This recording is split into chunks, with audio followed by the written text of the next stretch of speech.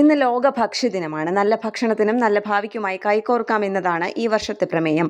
എല്ലാവർക്കും ഭക്ഷണം എന്നതാണ് സംഘടനയുടെ തന്നെ ആപ്തവാക്യം. 1979 മുതൽ എല്ലാ വർഷവും ഒക്ടോബർ 16 ലോക ഭക്ഷ്യദിനമായി ആചരിക്കുന്നു.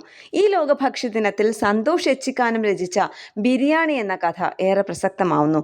2016 ഈ കഥ പ്രസിദ്ധീകരിക്കപ്പെട്ടത്.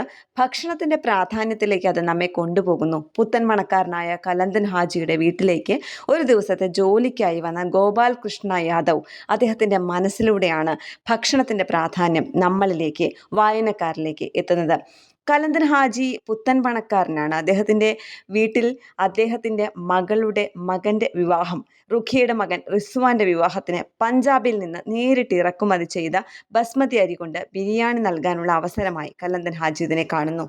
വിവാഹത്തിൽ ബാക്കിയായ ബിരിയാണി കുഴിച്ചിടാനായി വലിയ കുഴിയുണ്ടാക്കാൻ ഗോപാൽ യാദവിനോട് ഹാജി ആവശ്യപ്പെടുകയാണ്. മനസ്സിൽ അയാൾ തൻ്റെ കുടുംബത്തിനെയും മകളെയും എല്ലാം ഓർക്കുന്നു. ഗർഭിണിയായ അയാളുടെ ഭാര്യ മാതങ്കി ബിരിയാണി അരി അദ്ദേഹത്തിനോട് ആവശ്യപ്പെട്ടതും അന്നത് വാങ്ങിക്കൊടുക്കാൻ കഴിവില്ലാത്ത ഒരവസ്ഥയിലുണ്ടായിരുന്നതുമെല്ലാം ഓർക്കുന്നു. അതിനുശേഷം അവിടെ വലിയ നീളത്തിലും വീതിയിലുമുള്ള ഒരു കുഴിയെടുക്കുന്ന ഗോപാൽ യാദവ് ദം പൊട്ടിക്കുക പോലും ചെയ്യാത്ത ബിരിയാണി അവിടെ ചവിട്ടി നിരപ്പാക്കി കുഴിച്ചു മൂടേണ്ടി വരുന്നു.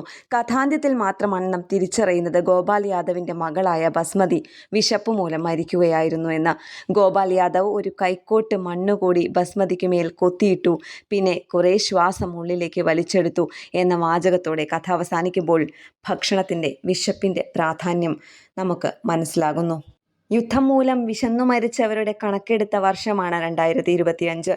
സമാധാനം പുലരട്ടെ, എല്ലാവർക്കും ഭക്ഷണമെന്ന ആപ്തവാക്യം പ്രാവർത്തികമാകട്ടെ.